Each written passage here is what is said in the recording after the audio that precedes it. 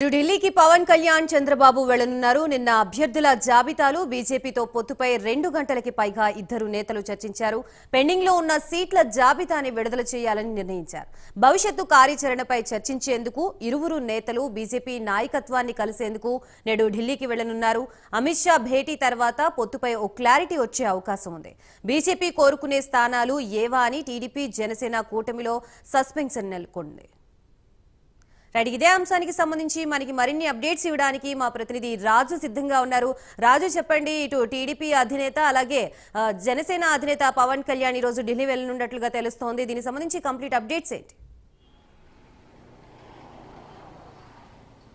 Right Gayatri, మొత్తం మీద ఆంధ్రప్రదేశ్లో ఎన్నికలు సమీపిస్తున్నటువంటి వేళ ఇంకా కూడా పొత్తులకు సంబంధించినటువంటి ఒక క్లారిటీ రానటువంటి నేపథ్యంలో ఇవాళ 3 పార్టీలకు సంబంధించినటువంటి పొత్తుకు సంబంధించి ఒక క్లారిటీ వచ్చేటటువంటి అవకాశాలు ఉన్నాయి. ఇవాళ టీడీపీ అధినేత చంద్రబాబు నాయుడు అలాగే జనసేన పవన్ కళ్యాణ్ ఇద్దరు కూడా ఢిల్లీకి పయనమవుతున్నటువంటి పరిస్థితి. ఇవాళ రాత్రికి వారు ఢిల్లీకి చేరుకుంటారు. ఇవాళ లేదా రేపు ఉదయం అమిత్ షా తోటి భేటీ అయ్యేటటువంటి అవకాశాలు కనిపిస్తున్నాయి. సో అమిత్ షాతో భేటీ అయిన తర్వాత ఆంధ్రప్రదేశ్లో 3 పార్టీలకు సంబంధించినటువంటి పొత్తుకు సంబంధించి ఒక క్లారిటీ వచ్చేటువంటి అవకాశం ఉన్నాయి. ఇప్పటికే ఏపీ బీజేపీ చీఫ్గా ఉన్నటువంటి పురంధేశ్వరి ఢిల్లీకి పయనమయ్యారు. సో ఢిల్లీ నుంచి ఆమెకు పిలుపు వచ్చినటువంటి నేపథ్యంలో ఆమె అక్కడికి వెళ్ళి అర్ధాంతరంగా ఇప్పటికే ఏదైతే కర్నూలు జిల్లాలో ఉన్నటువంటి కార్యక్రమాన్ని కూడా ఆమె అర్ధాంతరంగా వాయిదా వేసుకున్నారు. సో ఢిల్లీ పర్యటన నేపథ్యంలోనే ఆమె ఢిల్లీకి పయనమైనటువంటి పరిస్థితి. మరి ఈ నేపథ్యంలోనే ఏపీకి సంబంధించినటువంటి బీజేపీ నేతలను కూడా పిలవడం, మరోపక్క టీడీపీ అధినేత చంద్రబాబు నాయుడు పవన్ కళ్యాణ్ ఇద్దరు కూడా ఢిల్లీకి వెళ్తున్నటువంటి నేపథ్యంలో అమిత్ షాతో భేటీ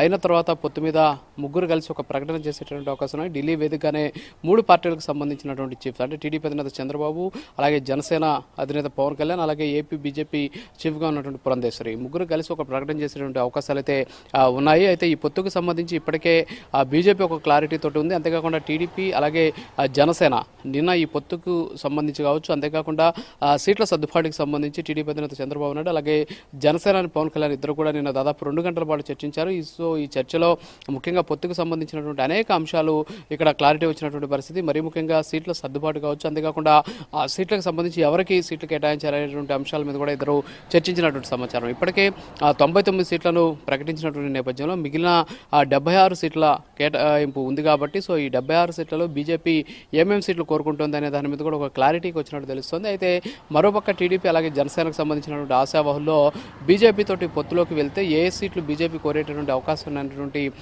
సస్పెన్షన్ అయితే ఇంకా కంటిన్యూ అవుతున్నటువంటి పరిస్థితి.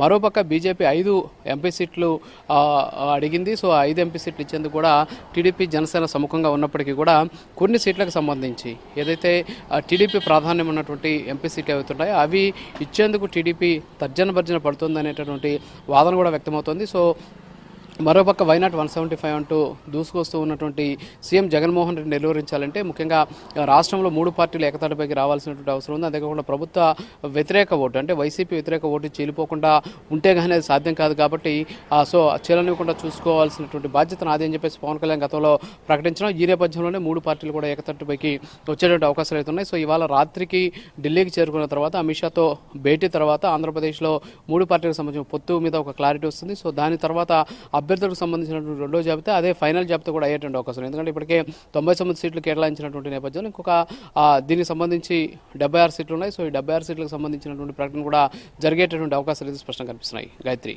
Right, thank you for the update Raju.